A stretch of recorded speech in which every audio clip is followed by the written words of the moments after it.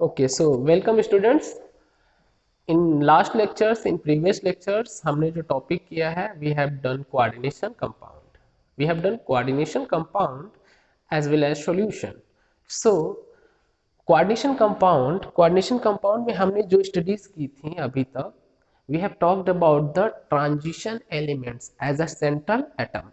Transition elements as a central atom means हम लोगों ने वहां पे देखा कि कुछ डी ब्लॉक एलिमेंट्स थे, कुछ लिगैंड्स थे जो अपने इलेक्ट्रॉन पेयर सेंट्रल एटम को कोऑर्डिनेट कर रहे थे।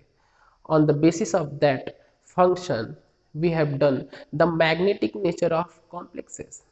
और उनके मैग्नेटिक नेचर को समझने के लिए हमने कुछ थ्योरीज को पढ़ा। सबसे पहले हमने पढ़ा Werner theory, Werner representation of complexes. Then the second one is valence bond theory कि valence bond theory, how valence bond theory is based on the magnetic criteria of complexes. And the third and last one up to your level is that was crystal field theory. हमने crystal field theory के बारे में बात किया कि crystal field इस theory में splitting pattern क्या होता है। मीन्स ओवरऑल हमारी जो स्टोरी थी that was around the transition elements. Transition elements. So हमारा नेक्स्ट चैप्टर है, हमारा नेक्स्ट टॉपिक है the D and F block elements. Basically हम बात करने जा रहे हैं डी ब्लॉक एलिमेंट से। आज का लेक्चर स्टार्ट होगा डी ब्लॉक एलिमेंट से। तो डी ब्लॉक एलिमेंट्स की कहानी हमें स्टार्ट करनी है। आपको पता है कि पूरी केमिस्ट्री में जितने भी एलिमेंट्स हैं 120 अराउंड एलिमेंट्स हैं, उन एलिमेंट्स में सभी की क्राइटेरिया फिक्स है। अकॉर्डिंग टू पीरियोडिक टेबल सभी का प्लेस, सभी की प्रॉपर्टीज फिक्स है। कुछ एस ब्लॉक है, कुछ पी ब्लॉक है। Within s and p there are d block elements. तो हमारी कहानी डी ब्लॉक एलिमेंट्स के अराउंड घूमने वाली है। सो हम स्टार्ट करते हैं अपना टॉपिक डी ब्लॉक एलिमेंट्स। तो इंट्रोडक्शंस में आपको बता दूं ये डी ब्लॉक एलिमेंट्स बड़े मजेदार है। मीन्स जैसे होता है ना, इसी डी ब्लॉक एलिमेंट्स में हमारा गोल्ड आता है, सिल्वर आता है। मीन्स दुनिया इसके पीछे पागल है। कुछ कोइनेज मेटल्स भी इन्हीं में आएंगे जिनसे सिक्के बनते हैं। मीन्स डी ब्लॉक एलिमेंट्स थोड़े कॉस्टली हैं। इनकी कहानी पढ़ने जा रहे हैं। डी ब्लॉक एलिमेंट्स कॉस्टली है। और हमारा जो बायोलॉजिकल सिस्टम है, मीन्स हमारा जो अमीनो एसिड है, हमारे जो कैटालिसिस वाले पार्ट है, हमारी बायोलॉजिकल रिएक्शंस जो चल रही हैं, वहाँ पे इन एलिमेंट्स की बहुत ज़्यादा इंपॉर्टेंस है। मीन्स इन एलिमेंट्स में बाइंडिंग कैपेसिटी बहुत ज़्यादा है, किसी से भी बाइंड करने की कैपेसिटी बहुत ज़्यादा है डी ब्लॉक एलिमेंट्स में। हीमोग्लोबिन है आपके बॉडी में, आयरन है, तो आयरन हीम प्रोटीन से किस तरह बधा हुआ है, किस तरह बाइंड है, वो डिपेंड करता है आयरन की प्रॉपर्टी पे कि आयरन सेंट्रल एटम है, कैसे उससे लोग जुड़े हुए हैं, सो दैट हीमोग्लोबिन का फॉर्मेशन हुआ है। कोबाल्ट B12 मीन्स हमारी जो कोबालामिन रिंग है B12, ठीक। तो फोटोसिंथेसिस रिएक्शन, इन सभी में जो पैटर्न है सेंट्रल एटम का, उसमें डी ब्लॉक एलिमेंट्स का बहुत रोल है। तो आज का टॉपिक स्टार्ट करते हैं D and F block elements. So moving further in D block elements, हमें मालूम है अभी तक हमने पीरियोडिक टेबल किया हुआ है। क्लास 11th में हमने पीरियोडिक टेबल पार्ट किया हुआ है। पीरियोडिक टेबल में हमने एस ब्लॉक एलिमेंट्स इधर पड़े हुए थे, S block elements,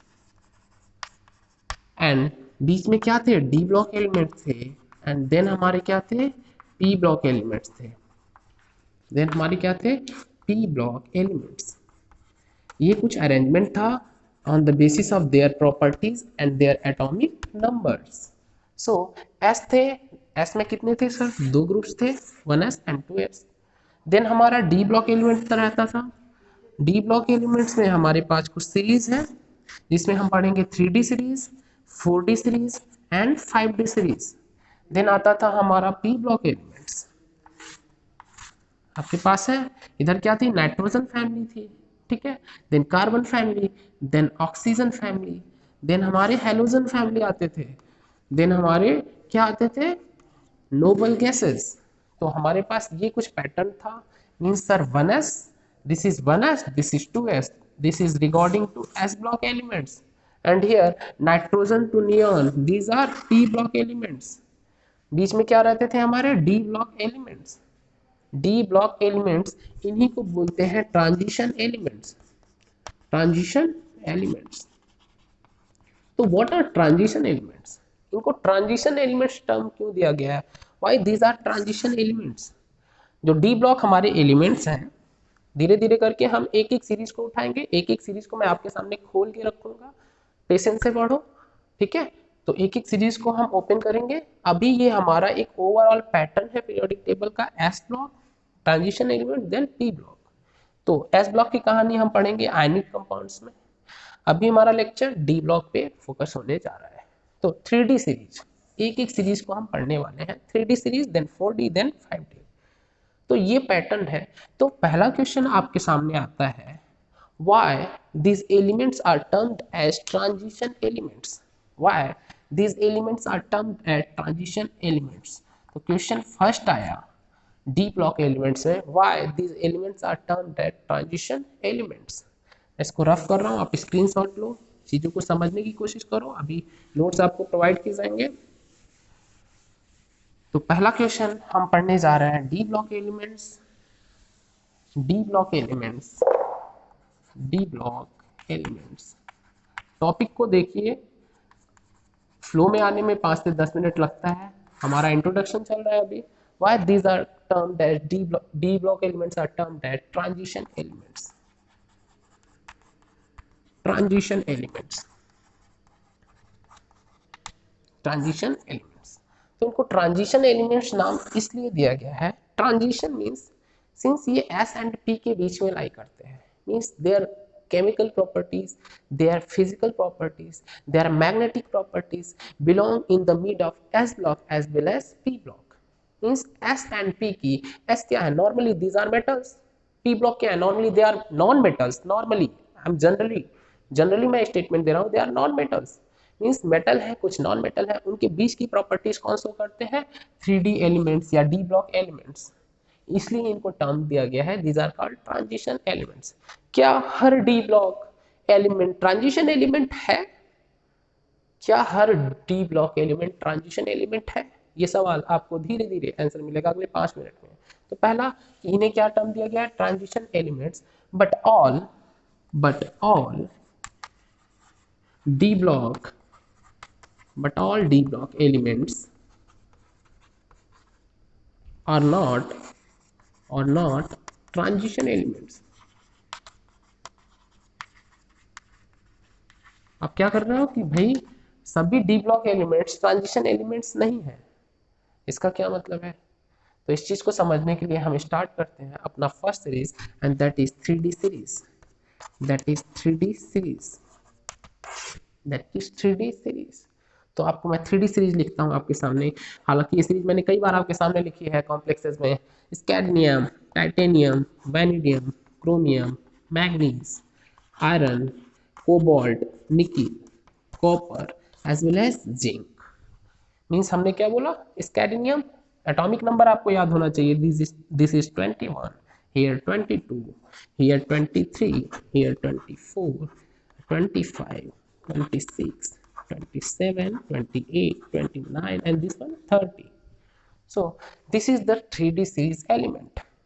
3D series element मैंने आपके सामने लिख दिया है, स्कैडनियम टू जिंक। अगर आपको याद है तो अच्छी बात है, if you have not remembered then there is a trick, science teacher very cruel मांगे फीस कोई नहीं क्यों जाने, साइंस टीचर वेरी क्रूएल मांगे फीस कोई नहीं क्यों जाने, scandium, titanium, very, vanadium, cruel, chromium, मांगे मैग्नीज, फीस, एफी, आयरन, कोई, कोबाल्ट, निकिल एंड कॉपर क्यों जाने। तो ये 3D सीरीज आपको याद होनी चाहिए।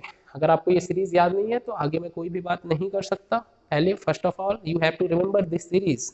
सो 3D सीरीज की प्रॉपर्टीज हम एक एक करके स्टडी करते हैं कि इस 3D सीरीज में क्या ऐसी खास बात है, ये ट्रांजिशन एलिमेंट्स है। तो सबसे पहली बात आपको जो याद रखनी है, पॉइंट वाइज हम चीज़ों को करेंगे, अभी ऑनलाइन क्लास में पॉइंट वाइज चीज़ों को स्टडी करेंगे, कि सबसे पहली जो जरूरी बात है कि सर इनके पास क्या होते हैं, unpaired electron.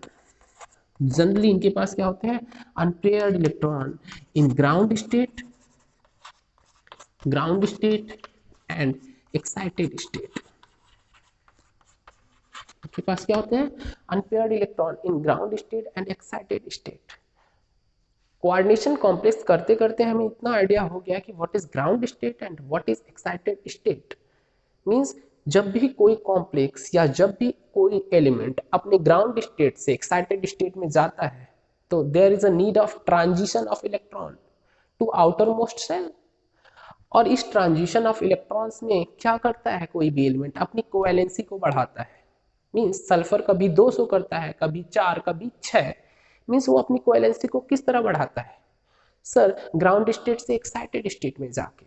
Means if I am talking about carbon, so there is 2 unpaired electron in ground state of carbon, but carbon हमेशा किस में एग्जिस्ट करता है, एक्साइटेड स्टेट में। why? because कार्बन का एक्साइटेड स्टेट रूम टेम्परेचर पे ही obtain हो जाता है। एक्साइटेशन के लिए जो एनर्जी चाहिए ना वो रूम टेम्परेचर पे ही मिल जाती है। इसलिए कार्बन हमेशा कैसा होता है, टेट्रावैलेंट, हमेशा कैसी कोवैलेंसी को करता है, 4। इस बात को आपको बहुत इंपॉर्टेंस से समझना है कि सर ये जो 3D सीरीज है इनके पास हमेशा क्या होगा, unpaired electron in ground state of excited, in ground state as well as excited state. तो क्या ये 3D के सभी पे बात लागू होती है कि क्या सभी के पास ग्राउंड एंड एक्साइटेड स्टेट में अनपेयर्ड इलेक्ट्रॉन है? तो मैं आपको बताऊं, नहीं, सभी के पास नहीं है। जैसे इस सीरीज को मैंने लिखा तो आपको बताऊं जिंक, क्या जिंक, ये 3D सीरीज का लास्ट एलिमेंट है जिंक। साथ में मैं यहाँ पे लिख रहा हूँ 4D सीरीज का लास्ट एलिमेंट अभी मैं आपको दे दे रहा हूँ, that is cadmium. And 5D series का last element that is mercury. Zinc, cadmium, mercury. Means ये 3D सीरीज है, 4D सीरीज इसके जस्ट नीचे होगी, 4D सीरीज इसके जस्ट नीचे होगी, 5D इसके नीचे। आप इस सीरीज को आगे बढ़ाओगे तो जैसे जैसे रिक्वायरमेंट होगी मैं आपको सीरीज दे दूंगा, आपको प्रॉपर ट्रिक भी बता दूंगा याद कैसे रखना है। बट मैं लास्ट एलिमेंट आपको लिख रहा हूँ, लास्ट एलिमेंट कैडमियम और मरकरी। तो जिंक और कैडमियम और मरकरी की अगर मैं बात करूँ तो जिंक का एटॉमिक नंबर 30। आप कॉन्फ़िगरेशन देखो, अगला पॉइंट है हमारा कॉन्फ़िगरेशन, बट अभी मैं डायरेक्ट दे रहा हूँ इसका valence electronic configuration. Valence electronic configuration is 4s2 3d 10, here 5s2 4d 10 and this one 6s2 5d 10। तो अगर आप जिंक, कैडमियम और मरकरी को ध्यान से देखो तो क्या आपको कोई भी अनपेयर्ड इलेक्ट्रॉन दिख रहे हैं? 4s means this is 4s, this is 4s, 4s,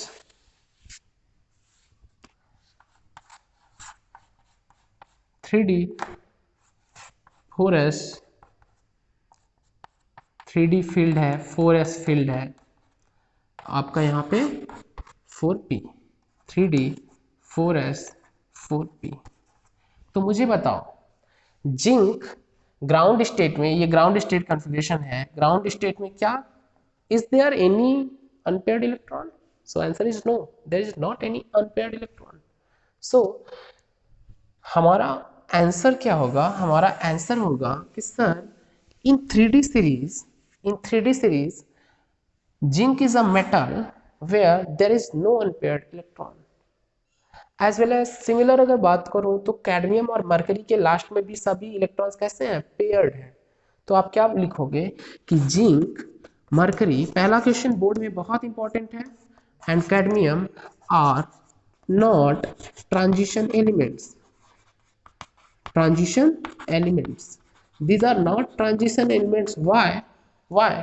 because इनके ग्राउंड स्टेट में तो हमने देख लिया कि कोई भी अनपेयर्ड इलेक्ट्रॉन नहीं है, कोई भी अनपेयर्ड इलेक्ट्रॉन नहीं है। तो कुछ देर के लिए मैं आपको बताऊं, कुछ देर के लिए मैं आपको बताऊं कि जिंक का जो एक्साइटेड स्टेट है, एक्साइटेड स्टेट जरा आप जानो, पहले तो ये जान लो कि जिंक हमेशा किस फॉर्म में एग्जिस्ट करेगा, जिंक +2, सिमिलर कैडमियम +2, ये क्वेश्चन भी आता है, मरकरी +2, ये आयंस है, डी ब्लॉक के क्या है, एलिमेंट्स के आयंस है। इन आयंस के पास भी आप ध्यान से देखो, जिंक +2 का मतलब 2 इलेक्ट्रॉन कहां से निकलेंगे, outermost shell, and outermost shell is 4s, 4s से 2 इलेक्ट्रॉन निकल गए, 4s से 2 इलेक्ट्रॉन निकल गए। तो मुझे बताओ क्या इनके पास कोई भी अनपेयर्ड इलेक्ट्रॉन है? नहीं सर, 2 इलेक्ट्रॉन निकल गए, means still there is no unpaired electron. So what is the result? Means zinc हो, कैडमियम हो और मरकरी हो, आइदर जिंक +2 हो, कैडमियम +2 हो और मरकरी +2 हो एट रूम टेम्परेचर। मैं बात कर रहा हूं at room temperature. At room temperature ये जो तीन आयंस है आपके पास, तीन प्रॉपर एलिमेंट है, तो ये क्या है, they are not transition elements because because because they do not have they do not have unpaired electron in its ground state and excited state। इस बात को आप समझो। सबसे पहले मैं इंट्रोडक्शन में आपको दे रहा हूँ, ये इंट्रोडक्शन है, अभी आपका इंट्रोडक्शन चल रहा है टॉपिक में, कि डी ब्लॉक के एलिमेंट्स में सबसे पहले हमने उठाया 3D को। 3D में हमने प्रॉपर एलिमेंट्स को जाने, उनका एटॉमिक नंबर जाना, साथ में ये जाना कि 3D में कुछ एलिमेंट्स जैसे जिंक, 3D का क्या है लास्ट जिंक, वो ट्रांजिशन एलिमेंट्स नहीं है, डी ब्लॉक एलिमेंट्स है, उसको डी ब्लॉक एलिमेंट्स में बोलेंगे, but it is not transition elements. Why? because it does not contain any unpaired electron in its ground state as well as excited state at room temperature। इस बात को पहले जानो। एक क्वेश्चन ये आ सकता है कि जिंक या जिंक +2 क्या ये ट्रांजिशन एलिमेंट्स है? सर ये ट्रांजिशन एलिमेंट्स नहीं है। तो अनपेयर्ड इलेक्ट्रॉन्स का क्या रोल है? What is the role of unpaired electron? पूरी कहानी इसी के रिगार्डिंग घूमने वाली है। 3D 4D 5D इतने कॉस्टली क्यों है? ये बहुत कलर शो करते हैं, इनकी जिंदगी बहुत रंगीन होती है, ये ढेर सारे कॉम्प्लेक्सेस बनाते हैं, इनमें ढेर सारी फिजिकल प्रॉपर्टीज होती हैं। Why? Just because they are unpaired electron. ये बहुत अच्छा मेटेलिक बॉन्डिंग दिखाते हैं। Why? Because of unpaired electron। S block के पास अनपेयर्ड इलेक्ट्रॉन्स नहीं है, वो आयंस में एग्जिस्ट करते हैं। P ब्लॉक के पास कुछ fix number of unpaired electrons होते हैं आउटर मोस्ट शेल में, बट डी ब्लॉक की कहानी इतनी अलग क्यों है? बिकॉज डी ब्लॉक की कहानी अलग इसलिए है कि डी ब्लॉक के एलिमेंट्स डिफरेंट अनपेयर्ड इलेक्ट्रॉन रख सकते हैं एट डिफरेंट सिचुएशन। मीन्स एक ही डी ब्लॉक एलिमेंट्स कहीं 2 मेटल से जुड़ेगा, कहीं पे 3 मेटल, कहीं पे 4 मेटल। उसकी कंडीशन क्या है, वो किस माहौल में है? तो डी ब्लॉक की वेरिएशंस बहुत ज़्यादा है, डी ब्लॉक एलिमेंट्स में वेरिएशंस बहुत ज़्यादा है। थोड़ा थोड़ा हम उनको समझने की कोशिश करते हैं। ओके चलो, तो पहला क्वेश्चन हमारा यहाँ पे हुआ, why zinc mercury as well as cadmium and zinc +2 cadmium +2 mercury +2 ये सब ट्रांजिशन एलिमेंट्स क्यों नहीं है? Sir because they do not contain unpaired electron in their ground state as well as their excited state. So ये हमारा एक introduction था basic. तो लेट्स स्टार्ट। 3D में और भी हम बातें करते हैं, 3D सीरीज में और भी बातें हम करते हैं। तो पहली चीज है इलेक्ट्रॉनिक कॉन्फ़िगरेशन। पहला टॉपिक क्या है हमारा 3D में? That is electronic configuration. That is electronic configuration. मैं एक एक एलिमेंट्स को साथ में ले रहा हूं, एक एक सीरीज को। Electronic configuration of 3D series। What is the electronic configuration of 3D series? देखो इस टॉपिक का जो प्रैक्टिस है मैंने आपको कोऑर्डिनेशन कॉम्प्लेक्स में ही स्टार्ट कर दिया था। वहां पे मैंने आपको सिखाया है how to obtain electronic configuration of 3D series. So 3D series का पैटर्न क्या है? पैटर्न है sir scandium, titanium, vanadium, chromium, manganese, iron, cobalt, nickel, copper, zinc. पहला सब टॉपिक एनसीईआरटी के अकॉर्डिंग आगे बढ़ता हूं मैं। पहला सब topic and that is electronic configuration of 3D series. So atomic number बोले तो 21 and here 22, 23, 24, 25, 26। This is the respective atomic numbers. so what is the electronic configuration pattern? तो आपको पता है इफ स्कैडमियम है, मैं एक ही करके आपको दिखा रहा हूँ। Scandium full electronic configuration and it is given as 1s2 2s2 2p6 3s2 3p6 4s2 and here 3d1 4s2 3d1। how we have obtained this electronic configuration? The question is how we have obtained this electronic configuration? Sir, we have obtained by using Hund's-Pauli rules. Pauli maximum multiplicity rule and as well as Hund's rule. ये कुछ rules बने हुए हैं जिनको मैंने atomic structure में cover किया था। उन बेसिस पे मैंने क्या बताया, उनके बेसिस पे मैंने इलेक्ट्रॉनिक कन्फिगरेशन बताया। तो पॉइंट यहाँ पे नहीं है कि ये कहाँ से आया, आपको ये मालूम होना चाहिए, आप 12th में हो, आपको ये मालूम होना चाहिए ये इलेक्ट्रॉनिक कन्फिगरेशन आया तो कहाँ से आया, 4s2 3d1। और जब भी आप वैलेंस इलेक्ट्रॉनिक कन्फिगरेशन की बात करोगे तो आपको याद ये रखना है, आपको ये सिस्टम याद रखना है, पूरे 3D सीरीज में आपको ये सिस्टम याद रखना है कि इसका जो आउटर मोस्ट होता है and the second outer most electronic configuration that is 4s2 3d1। Since हम यहाँ पे थर्ड सेल कंप्लीट है, ऑक्टेट सेकेंड सेल भी कंप्लीट है, फर्स्ट सेल भी कंप्लीट है, तो मैं जो भी बातें करूंगा उनकी कहानी इसके अकॉर्डिंग बोलने वाली है। 4s2 3d1, तो डायरेक्ट मैं आउटर मोस्ट इलेक्ट्रॉनिक कन्फिगरेशन लिखता हूँ एंड दैट इज स्कैडनियम के लिए मैं लिखता हूँ 4s2 3d1। स्कैडनियम के लिए क्या लिख सकता हूँ, 4s2 3d1 outer most. Similar titanium के लिए मैं लिख रहा हूँ 4s2 3d2। there is one extra electron, so we have added in 3D sections one extra electron 3d2। तो अगर जनरल इलेक्ट्रॉनिक कन्फिगरेशन की बात करो, 3D सीरीज की general electronic configuration that is listen guys 4s2 3d10 means अगर मैं बात करूं this is ns2 n-1 d 1 to 10 जरा ध्यान से देखो, ns2 n-1 d1 to 10। if there is d1 then it is scandium, if there is d2 it is titanium, if there is d3 it is vanadium। तो similar vanadium की बात करूं तो it is 4s2 3d3। ये बात आपको समझनी है, 4s2 3d3। तो ये लाइन में रफ कर रहा हूं। Similar chromium, this is chromium, chromium atomic number is 24। it should be 4s2 3d4 but this is not possible। means sir 4s2 3d4 possible क्यों नहीं है, तो आप यहाँ पे बोलते हो कि सर ये चेंज होता है 4s1 3d5।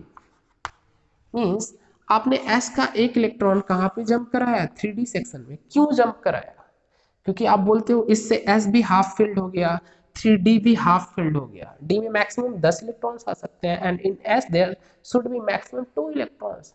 So by doing this we have obtained 2 half filled orbitals and आपको पता है half filled and fully full orbitals are more stable। why? there is a concept of exchange energy, so अभी के लिए आप जान लो half filled and fully filled are more stable। तो chromium क्या हो गया, 4s1 3d5 4s1 3d5 4s1 3d5। Similar manganese 4s2 3d5, iron 4s2 3d6, cobalt 4s2 3d7, nickel 4s2 3d8, copper 4s2 3d9 copper 4s2 3d9। यहाँ पे रुको, similar two chromium यहाँ पे भी क्या होगा, s का एक इलेक्ट्रॉन कहाँ पे जंप करने वाला है, 4s1 3d10 4s1 3d10, s is half filled and 3d is full filled। means similar by doing this phenomena by exchange energy concept we have obtaining a more stable configuration। अगर हमें more stable configuration मिलता है तो हम जरूर जाएंगे उस path के लिए। means in case of chromium important is that chromium and in case of copper you have to remember that half filled and fully filled orbitals are more stable। why? because of exchange energy। and what is exchange energy इसकी बात हम later on करेंगे। अभी क्या है, electronic configuration of 3D series में आपको ये बात याद रखनी है, सबके वैलेंस इलेक्ट्रॉनिक कॉन्फ़िगरेशन आपको याद होने चाहिए क्योंकि इसी का यूज हम पूरे चैप्टर में करने वाले हैं। there is 4s1 3d 10 and zinc 4s2 3d 2। ये मैंने आउटर मोस्ट कन्फिगरेशन लिख दी। आपको ये कन्फिगरेशंस बिल्कुल माइंड में सेटअप होनी चाहिए। कैसे करना है sir? If titanium 21, titanium 22, 22 means 4s2 3d 2। आपको याद रखना है 4s and 3d, 4s2 3d 2, vanadium 4s2 3d 3, chromium 4s1 3d 5, then again manganese similar 25, then 4s2 3d 5। तो ये जो नंबर है 25, ये कहां से आप रिलेट कर सकते हो? इनके एटॉमिक नंबर्स। मींस 26 है तो 4s2 3d 6, 27 है तो 4s2 3d 7, 28 है तो 4s2 3d 8, 29 पे सावधान रहना है, 4s1 3d 10 होने जा रहा है, ठीक। 29 एंड जिंक 4s2 3d 10। तो आपको ये कॉन्फ़िगरेशन बिल्कुल माइंड में सेटअप करना है। एटलीस्ट 3d का आपको याद होना चाहिए, सो दैट आपको कोऑर्डिनेशन कॉम्प्लेक्स में इजी होगा करने का। कोऑर्डिनेशन कॉम्प्लेक्सेस में ये कॉन्फ़िगरेशन आप नहीं निकाल पा रहे थे। तो चलो यहाँ पे मैं थोड़ा सा वेरिएशन कराऊं। तो इफ मैं बोलूं कि 3d सीरीज में, in case of 3d series, suppose मैं बोलूं जिंक +2 का कॉन्फ़िगरेशन बताओ आप, what is the configuration of zinc +2? तो आप बोलोगे सर जिंक होता है 4s2 3d 10 and zinc +2 means +2 plus कब आता है भाई? जब इलेक्ट्रॉन लूज होता है, मींस ऑक्सीडाइज हुआ है ना, तो इलेक्ट्रॉन दिया होगा। तो जिंक +2 में गया, जिंक +2 में गया तो क्या हुआ? ऑक्सीडेशन, और ऑक्सीडेशन के प्रोसेस में इलेक्ट्रॉन लूज होगा। तो अगर जिंक क्या है 4s2 3d 10, तो जिंक +2 क्या होगा? सर 2 इलेक्ट्रॉन निकालो, कहां से निकालोगे? हमने सीखा हमेशा आउटर मोस्ट सेल से निकालते हो आप। कहां से? Outermost shell. और आउटर मोस्ट सेल क्या है? कभी मत बोलना 3, आउटर मोस्ट सेल क्या है? 4। यहां लिखा पहले हुआ है, यहाँ पे मेंशन पहले हुआ है, ड्यू टू हमारा जो अबाउ का रूल है उसके अकॉर्डिंग एनर्जी को बैलेंस करके। बट वैलेंस सेल क्या है? 4। तो पहले इलेक्ट्रॉन कहां से निकलेगा? 4s से। कितने? 2। तो कितना बचा? 0। And remaining electrons are 3d 10। So zinc +2 क्या होगा? 4s0 3d 10। तो थोड़ा थोड़ा आप ये सीखो, जिंक से जिंक +2 जाना। सपोज मैं बोलूं क्रोमियम है, क्रोमियम का एटॉमिक नंबर 4s1 3d 5। मुझे बताओ क्रोमियम +3 का कॉन्फ़िगरेशन, क्रोमियम +3 का कॉन्फ़िगरेशन। तो आप बोलोगे सर 3 इलेक्ट्रॉन निकालो। पहले कहां से? 4s से। कितने हैं? 1। देन 1 निकाल दिया, बचे 2 कहां से? 3d से। तो d में कितने बचे? 3। 4s0 3d 3। ये छोटी छोटी प्रैक्टिस बहुत इंपॉर्टेंट है। मैं आपको थ्योरी करा दूंगा, बट आपसे क्वेश्चंस नहीं लगने वाले हैं, बिल्कुल नहीं लगेंगे, नो डाउट, कोई मतलब नहीं है जब तक आप ये छोटी छोटी प्रैक्टिस नहीं करोगे। बिकॉज ये प्रैक्टिस ही आपको coordination, since coordination compound D block and F block पूरा इंटर रिलेट है, तो इनको समझने के लिए आपको हर चीज का बेसिक, हर चीज का configuration up to your level आना चाहिए। मींस क्रोमियम +3 क्या हो गया? 4s0 3d 3। Iron, in case of iron +2 आप क्या बोलोगे? 4s0 3d 6। आयरन +3 कॉन्फ़िगरेशन क्या होगा? सर +2 था, 2 हमने s से निकाल दिया, लेकिन +3 में मजबूरी है, हमें कहां से निकालना पड़ेगा? d से। तो d में कितने बचेंगे? 5। 4s0 3d 5। तो ये कॉन्फ़िगरेशन पैटर्न आपको पूरी तरह आना चाहिए। थोड़ा कॉम्प्लेक्स सिचुएशन आपको लग सकती है, अभी तक मैंने सिर्फ और सिर्फ ये सिखाया आपको how to obtain electronic configuration of 3d series, how to obtain electronic configuration of 3d series. Sir इस इलेक्ट्रॉनिक कॉन्फ़िगरेशन का यूज कहां कहां करोगे? बिल्कुल करेंगे नंबर ऑफ अनपेयर्ड इलेक्ट्रॉन निकालने में। मींस अगर मैं आपको बोलूं जिंक +2 के पास कितने अनपेयर्ड इलेक्ट्रॉन है? आप बोलोगे सर 3d 10 है, 4s में कुछ भी नहीं है, तो कितने अनपेयर्ड इलेक्ट्रॉन? 0, क्योंकि db क्या है? फील्ड। db क्या है? फील्ड। मैं आपको बोलूं क्रोमियम +3 के पास unpaired electron, number of unpaired electron बताओ। आप बोलोगे sir configuration is 4s0 3d 3। बनाओ 4s0 3d 3। तो पहले क्या आता है? 3d आता है, this is 3d, this is 4s। 4s में कुछ भी नहीं है, लेकिन 3d में कितने हैं? 3। तो कितने unpaired electron? There is 3 unpaired electron. तो नंबर ऑफ अनपेयर्ड इलेक्ट्रॉन आप बता सकते हो, कितने अनपेयर्ड इलेक्ट्रॉन? 3 unpaired electron. और ये तब बता पाओगे आप जब आपके पास इलेक्ट्रॉनिक कॉन्फ़िगरेशन होगा। तो सबसे पहला टॉपिक क्या है? Electronic configuration of 3d series. इस कॉन्फ़िगरेशन का यूज पूरा डी ब्लॉक में होने जा रहा है। तो अभी मैंने सिर्फ 3D बताया है, आगे मैं 4D का भी बताऊंगा, 5D का भी बताऊंगा। ठीक है, तो आप ये इलेक्ट्रॉनिक कॉन्फ़िगरेशन कंफर्म करो, मैं इसे रफ करना चाहता हूँ। ओके, तो electronic configuration of 3D series हमने अभी तक किया हुआ है। उसके बेसिस पे हमने कुछ फिलिंग सीखा कि इलेक्ट्रॉन को फिल कैसे किया। जैसे मैग्नीज में बोलूं, मैग्नीज, सिंपल मैग्नीज में कितने अनपेयर्ड इलेक्ट्रॉन, आप बोलोगे एस फील्ड है 3D5, मींस डी में जो पांचों हैं वो कैसे हैं, अनपेयर्ड है। क्योंकि डी ब्लॉक क्या होता है, अगर आप देखो तो डी ब्लॉक क्या होता है, there are 5 orbitals, D5, 1, 2, 3, 4, 5. How many unpaired electrons are there? There are 5 unpaired electrons. Means 1, 2, 3, 4, 5. 5 unpaired electrons. In case of D6, D6 means there is an extra electron and which is paired. Which is paired. Means there are 4 unpaired electrons. In case of D7, D7 there are 3 unpaired electrons. D8 there are 2 unpaired electrons. D9 there is 1 unpaired electron and D10 there is 0 unpaired electron. ये चीजें आपको समझनी है। तो electronic configuration अगर आप नहीं समझोगे तो मैं आपको आगे कुछ भी नहीं सिखा सकता, neither atomic radius nor electron gain enthalpy, ionization potential, कुछ भी नहीं। मींस आपको अभी तक सिर्फ ये आइडिया लेना है कि how we will obtain the electronic configuration, और साथ में कौन से इलेक्ट्रॉनिक कॉन्फ़िगरेशन ज्यादा स्टेबल है। मींस क्रोमियम ज्यादा स्टेबल किस फॉर्म में है, कॉपर ज्यादा स्टेबल किस फॉर्म में है। आपको ये बात याद रखनी है कि हाफ फील्ड, ये आपको इस कॉन्फ़िगरेशन में सिर्फ एक नई बात याद रखनी है कि sir half field and fully field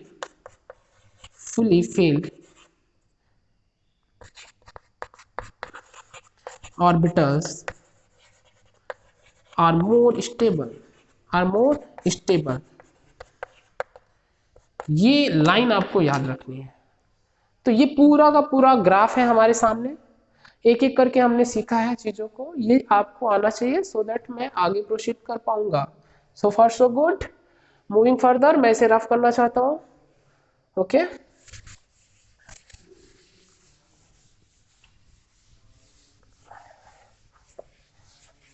so चीजें देखो, समझने की कोशिश करो, बेसिक से कोशिश करो, बार बार रिवाइज करो, सबसे इंपॉर्टेंट है रिवाइज। अगर आप रिवाइज नहीं करोगे, चीजें एक बार आएंगी भूल जाओगे, बहुत सी चीजें आएंगी, आप एक साथ इतनी चीजें ग्रैप नहीं कर सकते हो। तो सबसे ज्यादा इंपॉर्टेंट आपके लिए है रिवाइज। एक छोटी सी चीज पढ़ो बट उसे बार बार रिवाइज करो, अदरवाइज कोई मतलब नहीं है। रिवीजन करो, प्रीवियस ईयर बोर्ड के क्वेश्चंस लगाओ साथ में, टॉपिक करो, कोई भी टॉपिक करो साथ में प्रीवियस ईयर बोर्ड के क्वेश्चंस करो, तो आपको कॉन्फिडेंस आएगा। और इट्स ऑल अबाउट कॉन्फिडेंस, आपके पास कॉन्फिडेंस है चीजें करने का या नहीं, it's all about your confidence. Okay, moving further, so we have talked about the electronic configuration of 3D series. अब next concept is atomic radius of 3D series. What is the atomic radius of 3D series? Atomic radius of 3D series, तो atomic radius of 3D series के लिए आपको जो सीखना है, जो दो नए कॉन्सेप्ट इसमें आने हैं, कि सबसे पहली चीज आप किसी भी एटम का रेडियस फाइंड कैसे करते हो, how you will find the atomic radius. आप बोलते हो सर न्यूक्लियस है, न्यूक्लियस के आसपास वेव नेचर होता है इलेक्ट्रॉन्स का, क्या होता है, वेव नेचर, इलेक्ट्रॉन्स राउंड कर रहे हैं, सपोज ये इलेक्ट्रॉन्स राउंड कर रहे हैं। जब हमारी ये जो बाउंड्री है वेव नेचर की बाउंड्री है, इसकी कोई शार्प बाउंड्री नहीं है, इसकी कोई शार्प बाउंड्री है ही नहीं। मीन्स आपके पास जो एटॉमिक रेडियस है, मीन्स अगर आप बनाते हो किसी ऑर्बिटल्स को इस कुछ पर्टिकुलर फैशन में, तो आप बोल सकते हो this is the actual radius of any circle और एनी एटम।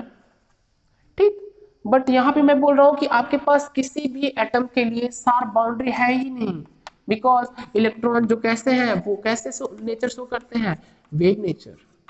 ये आपने पढ़ा हुआ है, इलेक्ट्रॉन्स के नेचर कैसे है, वेव नेचर। सो कोई भी साफ बाउंड्री नहीं है। अगर कोई भी साफ बाउंड्री नहीं है तो आप किसी भी एटम, किसी भी एलिमेंट का एटॉमिक रेडियस कैसे बता सकते हो। एनसीईआरटी में लाइन लिखी हुई है, देयर इज नो साफ boundary of any atom, so how you will find the atomic radius of any atom।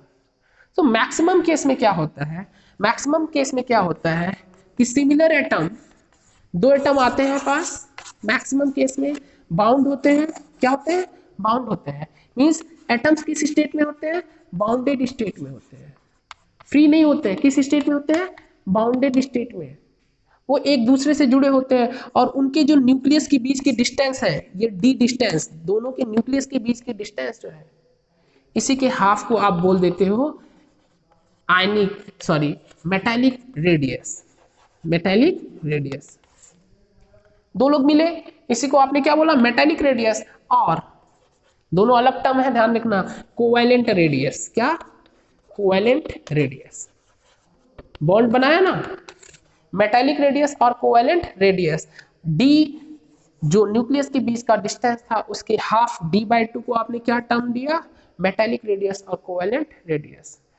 तो अगर किसी भी एटम का आपको कोवैलेंट रेडियस निकालना है, इंपॉर्टेंट है कोवैलेंट रेडियस, तो वो एटम्स बाउंडेड स्टेट में होने चाहिए। दो एटम्स बाउंड हुए हैं, बाउंड होने के बाद उनके न्यूक्लियस के बीच की डिस्टेंस का half d/2, that is called covalent radius. Sir अकेले होता तो क्या प्रॉब्लम होती, अरे अकेले होता तो आप कभी भी सॉफ्ट बाउंड्री है ही नहीं, कभी बता ही नहीं पाओगे उसका रेडियस। तो बाउंड स्टेट में जाना जरूरी है। तो रेडियस जाने से पहले आप यहां भी एक बात समझो, क्या हर एटम बाउंड होना चाहेगा, नहीं। हमने पढ़ा है जो हीलियम, नियॉन, आर्गन है, क्रिप्टन है, जिनॉन है, ये जो नोबल गैसेस थी, ये जो नोबल गैसेस थी, ये जो नोबल गैसेस थी, सर ये तो कभी भी बाउंड होना चाहते नहीं है। तो इनकी रेडियस कैसे बताओगे आप, इनकी रेडियस कैसे बताओगे आप, बिकॉज ये तो बाउंड होना ही नहीं चाहते। कभी भी मैं नहीं देखा दो क्रिप्टॉन जुड़े हैं, कभी मैं नहीं देखा दो जिनॉन जुड़े हैं। तो इनकी रेडियस खुद में अकेले रहने पे ही निकलती है और उसको बोलते हैं वंडरवॉल रेडियस। क्या बोलते हैं, van der Waals radius. Means noble gases के लिए कभी भी कोवैलेंट रेडियस डिफाइन नहीं हो सकती, नोबल गैसेस के लिए कभी भी कोवैलेंट रेडियस डिफाइन नहीं हो सकती, because noble gases does not involve in any bonded state. ये बात आपको समझनी है, ओके। तो हम अब जा रहे हैं अपनी कहानी को लेके 3D सीरीज में, कि 3D सीरीज का एटॉमिक रेडियस क्या है। और इसके लिए आपको दो कॉन्सेप्ट रिवाइज करके रखना है, और वो दो कॉन्सेप्ट है, first is effective nuclear charge. What is effective nuclear charge, ये आपको होमवर्क दे रहा हूं मैं। What is effective nuclear charge of any nucleus और एनी एलिमेंट और any atom. Second is shielding effect. What is shielding, आप previous में जाओ, आप 11th का बुक उठाओ, आप पीरियोडिक टेबल उठाओ, आप ये दो कॉन्सेप्ट तैयार रखो, effective nuclear charge and shielding effect, so that मैं फर्दर आगे बढ़ सकूं इस टॉपिक में। So today we have covered the introduction lecture of D block elements, and we have talked about the some general features like oxidation state as well as electronic configuration, and some topics related to radius, how you will find the radius of 3D series। तो similar topic को मैं आगे continue करूंगा next video में, next lecture में, कि इनके radius को कैसे फाइंड करना है, क्या पैटर्न है इनके रेडियस का घटने बढ़ने का, लेफ्ट टू राइट, और सीरीज में 3D to 4D, 4D to 5D क्या पैटर्न है एटॉमिक रेडियस का। तो मैं इस टॉपिक को आगे कंटिन्यू करूंगा। अभी के लिए थैंक यू सो मच। सो आपका होमवर्क क्या है, what is effective nuclear charge concept and what is shielding effect concept. अगर आप इन दो कॉन्सेप्ट को रिवाइज करके रखोगे तो आपके लिए आगे के लेक्चर्स बहुत हेल्पफुल होंगे। Thank you so much.